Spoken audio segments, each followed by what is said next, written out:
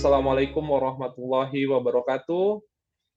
Apa kabar sahabat Wahyu semuanya? Berjumpa kembali bersama Bincang Sahabat Wahyu. Insya Allah sesi kali ini kita akan membahas tema tentang Presiden mundur setelah pejabatnya korupsi. Apakah Vietnam belajar dari Indonesia? Nah, untuk itu saya undang narasumber kita yang mudah-mudahan sahabat Wahyu sudah tidak asing lagi. Assalamualaikum warahmatullahi wabarakatuh. Bang Rocky, apa kabar? Waalaikumsalam warahmatullahi wabarakatuh. Kabar baik, Bung Wahyu. Semoga Anda juga dan kabarnya baik-baik saja. Amin, amin. Alhamdulillah kami semua baik di sini dan mudah-mudahan Bang Rocky dan keluarga juga sehat semua. Begitu juga sahabat Wahyu juga yang berada di rumah maupun yang sedang menonton live-nya. Baik, Bang Rocky, terkait berita mundurnya Presiden Vietnam, Bang Rocky. Saya ambil dari dunarmol.id Selasa 17 Januari 2023 dengan judul Presiden Vietnam mundur setelah tahu ada bawahan korupsi. Nah, jadi Presiden Vietnam Nguyen Xuan Phuc memutuskan untuk mengundurkan diri setelah dua pejabat tinggi Partai Komunis terjerat kasus korupsi. Pengunduran diri Nguyen Xuan Phuc disampaikan oleh Komite Pusat Partai yang dikutip oleh Vietnam News Agency pada Selasa 17 Januari 2023. Sepenuhnya menyadari tanggung jawab di hadapan partai dan rakyat, beliau mengajukan permohonan untuk mengundurkan diri dari posisi yang ditugaskan, berhenti dari pekerjaannya dan pensiun, kata Komite Pusat Partai. Nguyen Xuan Phuc yang saat ini berusia 68 tahun telah memegang posisi kepala negara selama 2 tahun. Ia juga sempat menjabat sebagai Perdana Menteri. Wakil Presiden Vo Thi Anh Xuan akan menjadi pejabat presiden sampai Majelis Nasional memilih pemimpin yang baru. Pengunduran diri Nguyen Xuan Phuc terjadi setelah dua pejabat tinggi partai dipecat di tengah penyelidikan kasus suap terkait penerbangan repatriasi dan produksi alat tes COVID-19. Nah, keduanya adalah mantan diplomat Pham Binh Minh dan Phu Duc Dam yang memimpin tim tanggap COVID-19 di bawah pemerintahan Nguyen Xuan Phuc saat menjadi Perdana Menteri Vietnam. Nah, artinya memang setelah pasca dua pejabatnya korupsi, Presiden Vietnam memutuskan untuk mundur dari jabatannya. Nah, kenapa harus mundur? Apa tanggapan Bang Rocky terkait apa yang terjadi di Vietnam ini, Bang Rocky? Ya, baik, Bung Wahyu. Saya menyapa dulu para pemirsa sahabat Wahyu dimanapun ada. Saya ucapkan selamat bergabung dan semoga keadaannya dalam keadaan sehat walafiat dan dalam Amin, amin. dan dilimpahkan barokah hidupnya. Terkait dengan mundurnya Presiden Vietnam, Nguyen tadi mengatakan dikategorikan mundur karena dua pejabatnya terlibat korupsi ya. Jadi kalau menurut saya ini yang perlu kita pelajari adalah sisi moralnya, di mana ketika merasa bertanggung jawab kepada anak buahnya yang terlibat korupsi, maka dia merasa punya beban moral untuk melanjutkan jabatannya dan merasa bahwa dia tidak mampu untuk membimbing anak buahnya atau mengawasi anak buahnya atau mengendalikan anak buahnya supaya tidak korupsi, kira-kira begitu. Sehingga sebagai wujud pertanggungjawabannya dia mengundurkan diri. Nah, saya pikir ini tradisi yang bagus, semestinya bisa menjadi pelajaran buat kita. Saya nggak tahu apakah Vietnam yang belajar kepada Indonesia atau Indonesia mau belajar sama Vietnam. Kan kalau dilihat bahwa Vietnam kan negara kecil saja dibandingkan kita yang negara besar. Cuma dari sisi moral, walaupun dia negara komunis, tapi dari moralnya dia merasa bahwa kalau korupsi itu buruk sehingga dia mengundurkan diri. Nah, ini juga saya pikir betul jadi pelajaran buat. Sebenarnya para pejabat yang terlibat korupsi itu kan bawahannya Nguyen ya. Nah, sebenarnya ya dia kalaupun mau mengatakan itu kesalahan anak buah saya tidak korupsi, itu bisa saja misalnya. Tapi berarti menunjukkan dia pemimpin yang tidak bertanggung jawab. Anak buahnya bisa korupsi, dia tidak bisa mengontrol atau mengatasi. Nah, ini mungkin bisa kita cerminkan kalau kita lihat kan di Vietnam ini kan berbeda ya, dipisah antara presiden dan perdana menteri. karena posisinya presiden itu sebagai kepala negara, sementara perdana menteri itu sebagai kepala pemerintahan, bisa. Nah kalau di Indonesia ini kan kepala pemerintahan dan kepala negara menyatu dalam satu diri, yaitu seorang presiden. Jadi kalau di Vietnam dia terpisah, kalau di Indonesia memang menyatu. Jadi presiden sebagai kepala negara dan presiden sebagai kepala pemerintahan kalau di Indonesia. Nah, presiden sebagai kepala negara merasa bertanggung jawab atas anak buahnya yang korupsi, sehingga dia menyatakan mundur, menganggap dirinya tidak mampu untuk mengontrol anak buahnya. Saya pikir ini pelajaran baik. Dan saya pikir ini juga pernah terjadi di negara lain. Misalnya kalau kita lihat tradisi mundurnya kepala negara atau kepala pemerintahan di negara lain itu banyak sebenarnya. Kalau kita lihat di Inggris misalnya, Perdana Menteri Inggris itu kan Boris Johnson mundur Juli 2022 dulu. Kemudian digantikan oleh Elizabeth.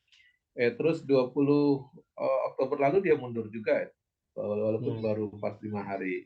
Kenapa? Ya karena dia merasa bahwa tidak bisa menjaga nilai pound sterling yang ambruk atau terlibat kasus anggaran minim.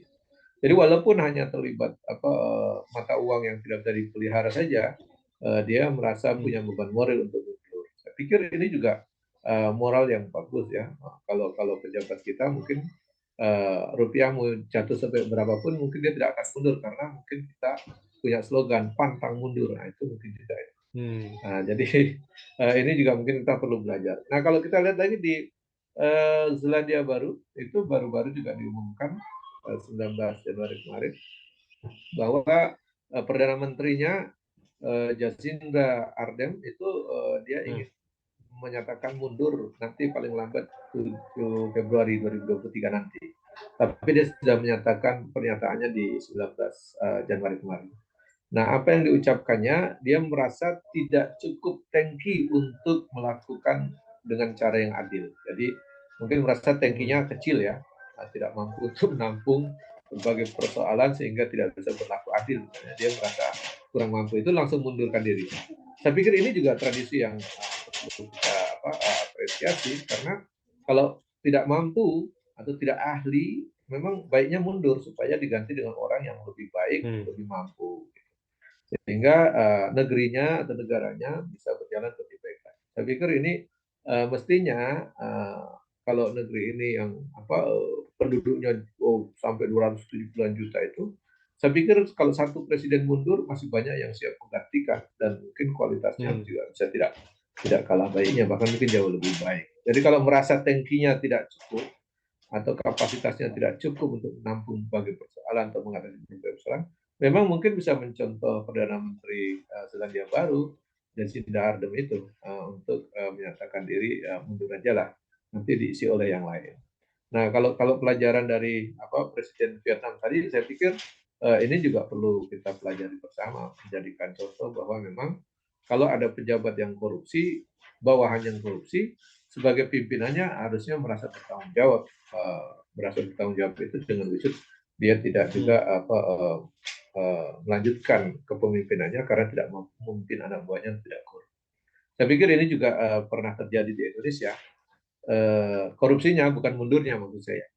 Jadi di bulan Desember 2020 itu ada 2 menteri yang terlibat korupsi dalam kabinetnya Pak Jokowi, yaitu Menteri Sosial Peter Batubara dan juga Menteri Kelautan Edi Prabowo. Jadi kalau menurut saya 2 menteri ini kan orang terdekat presiden di ring 1. Nah mungkin kalau dia jadi presiden Vietnam, mungkin orang dekat 2 begini korupsi mungkin sudah mundur. Tapi mungkin tadi saya bilang di Indonesia mungkin belum jadi tradisi. Jadi tidak merasa bahwa anak buahnya yang korupsi sehingga dia tidak merasa bertanggung jawab untuk mundur. Padahal kalau kita lihat bagaimana mau memberantas korupsi, kalau orang terdekatnya saja atau pembantu terdekatnya itu saya tidak mampu dicegah, tidak mampu dikontrol, tidak melakukan korupsi. Saya pikir ini persoalan yang cukup serius dalam upaya memberantas korupsi. Nah begitu Bung Wahyu. Baik. Pertanyaan berikutnya, Bang Rocky, mengapa budaya mundur dari jabatan ini belum berlaku di negeri kita, Bang Rocky? Sementara kita lihat kasus korupsi itu mungkin hampir setiap bulan kita mendapatkan informasi gitu sebagai rakyat, kan, sebagai rakyat di Indonesia. Artinya korupsi itu tidak hanya di pusat, bahkan sampai daerah gitu. Tapi kenapa budaya mundur ini justru sepertinya sangat minim sekali di negeri kita, Bang Rocky? Iya, ini mungkin jadi tradisi yang belum mentradisi gitu ya. Jadi belum jadi tradisi, mundur itu belum jadi tradisi. Hmm. Kalau selevel menteri saya pernah mencatat ya bahwa dulu ada menteri yang mundur, misalnya Pak Rias Rashid dulu pernah mundur gitu ya dari menteri. Saya pikir itu juga sebagai salah satu contoh bahwa memang kalau memang tidak cocok dengan pekerjaan atau tidak mampu untuk menjalankan amanah itu, memang idealnya mundur supaya diisi oleh orang lain yang mungkin lebih mampu, sehingga kualitasnya bisa terjamin. Nah, kenapa tidak terjadi mundur misalnya karena pejabat yang sudah korupsi? Saya pikir ini persoalan seriusnya karena untuk meraih jabatan itu di negeri ini mungkin biayanya sangat tinggi. Sehingga kalau mundur mungkin sayang atau biayanya belum kembali. Mungkin itu yang membuat orang sulit mundur. Seandainya dia mencapai kekuasaannya itu bukan karena ada biaya yang mahal, mungkin dia juga tidak segan-segan untuk mundur. Apalagi karena memang dengan integritas ya. Bahwa memang dia Ya. disuruh duduk di jabatan itu bukan karena meminta, tapi justru diminta ataupun disuruh untuk mengisi, maka dia akan berpikir, saya akan melakukan dengan sebaik-baiknya, kalau tidak mampu maka saya lebih baik mundur, lebih terhormat daripada menjalankan kemudian dicatat dalam sejarah tidak mampu, apalagi dicatat dalam sejarah ujungnya terlibat kasus korupsi misalnya, itu kan buruk sekali. Saya tidak membayangkan bagaimana nasib anak dari Menteri Peter Batubara, anaknya mungkin nanti kalau dengar, bapak saya dulu jadi menteri, tetapi ujungnya korupsi kemudian di penjara, itu kan pukulan berat buat anak-anak dan keluarganya. Nah, saya pikir ini harusnya menjadi tradisi yang harusnya dipikirkan. Nah, kenapa belum jadi tradisi tadi? Mungkin untuk meraih kekuasaan atau kursi jabatannya itu mungkin terlalu mahal sehingga sayang kalau mundur, sehingga tradisi untuk mundur jadi lambat. Padahal kalau kita lihat di negeri ini sejak pilkada langsung atau sistem demokrasi dengan biaya politik yang tinggi dengan sistem pemilihan langsung itu dilaksanakan, itu sudah ada 22 gubernur dan 133 bupati wali kota yang ditangkap KPK gara-gara untuk terlibat kasus korupsi. Dan itu kan besar sekali jumlahnya, ratusan. Jadi kalau kita melihat itu, sebenarnya kita sedih betapa banyak pimpinan-pimpinan daerah, putra-putra terbaik daerah, putra-putra terbaik bangsa ini, dia berkarir politik sehingga mencapai karir baiknya menjadi kepala daerah, ujungnya di penjara tertangkap untuk korupsi. Itu kan menyedihkan. Nah, semestinya pimpinan yang di atasnya merasa bertanggung jawab, gagal membina, gagal mengawasi, gagal mengarahkan, gagal mengontrol, sehingga mestinya pimpinan di atasnya sebagai beban moral harusnya mundur. Apalagi anak buahnya, misalnya kalau sebagai gubernur di bawahnya ada wali kota atau bupati yang terlibat korupsi, harusnya gubernurnya malu, berarti kan tidak mampu untuk memimpin daerahnya. Kenapa tidak bisa terbebas dari korupsi? Nah, saya pikir ini menjadi tradisi yang semestinya tumbuh di lingkungan kita. Nah, tapi apa boleh buat, itu belum bisa hidup ya, atau belum bisa menjadi tradisi. Kenapa? Salah satunya tadi saya bilang, karena mungkin meraih kekuasaannya, kursi jabatannya itu dengan biaya yang cukup mahal, sehingga sayang kalau mundur. Kedua, mungkin juga banyak lingkungannya atau partainya ataupun pendukungnya yang menghendaki dia jangan mundur, sehingga kalau mundur mungkin banyak korban yang tidak terselamatkan. Nah, saya pikir disitulah menjadi persoalan kita yang besar, yaitu ketika tradisi sistem demokrasi dengan biaya politik yang begitu tinggi, sehingga orang mau mundur dari jabatan berpikir berkali-kali, bahkan sampai lama berpikirnya sehingga lupa untuk mundur. Nah, begitu, Bung Wai. Baik, baik Bang Rocky, luar biasa pemaparannya. Kita sampai di sesi apa kata mereka. Ini ada pertanyaan dari Bang Hud dan Bang Rocky. Katanya kalau pernyataannya, jadi kalau di Indonesia pejabatnya pada mundur, gitu. Yang rugi itu oligarki, Bang Rocky. Gitu. Karena mereka tidak akan ridho gitu kalau selama ini sudah menghabiskan biaya yang banyak, namun pemimpin ataupun apa ya boneka yang dijadikan pemimpin ini tiba-tiba mundur dari jabatannya. Apa Bang Rocky?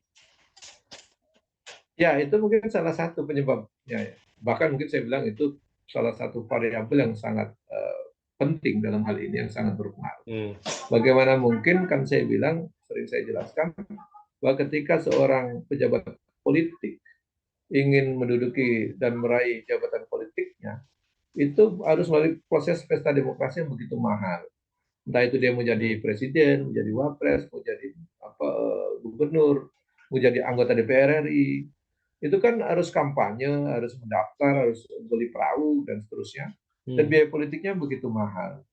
Sehingga dengan biaya politik yang begitu mahal, tentu sang calon ini tidak bisa membiayai sendiri, sehingga harus menggandeng investor politik. Nah, investor politik itu tadi yang saya bilang, para pebisnis, ada para pengusaha yang punya modal, yang ingin juga bisnisnya terjaga dengan mendudukkan orang-orang politiknya yang dapat duduk di jabatan politik.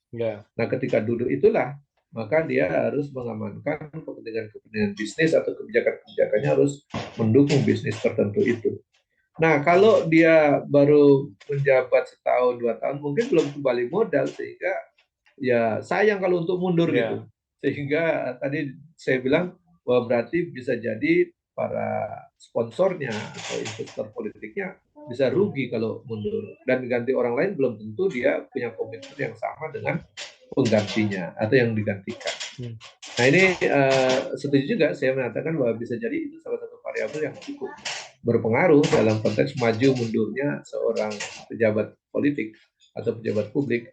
Dia menjadi pertimbangan yang cukup penting, apakah dia akan tetap bertahan menjabat walaupun ada anak buahnya yang terlibat korupsi, atau dia ingin mundur sebagai wujud tanggung jawab.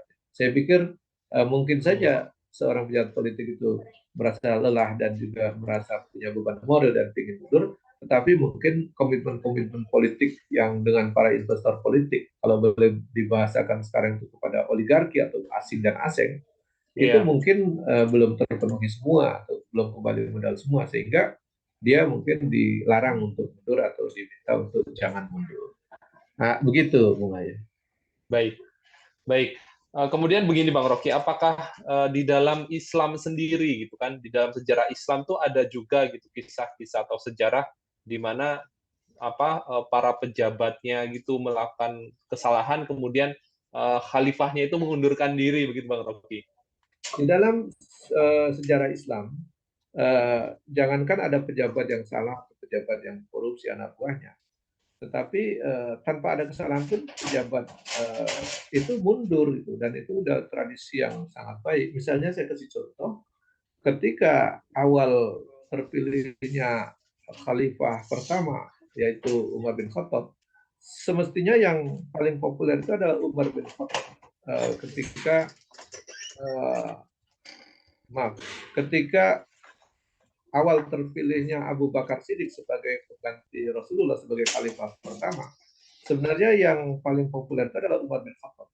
Tetapi kala itu Umar bin Khattab merasa bahwa yang lebih layak itu Abu Bakar, sehingga walaupun dia yang lebih populer, yang lebih diunggulkan dan ditunjuk untuk menjadi khalifah, tetapi justru dia mengangkat tangan Abu Bakar dan menganggap bahwa beliau lebih tepat untuk jadi khalifah mengganti Rasulullah untuk melanjutkan pemerintahan Islam di sana.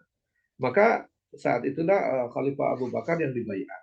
Jadi sebenarnya yang lebih populer kan lebih dikehendaki masyarakat waktu itu adalah Umar bin Khattab. Dia juga kalah.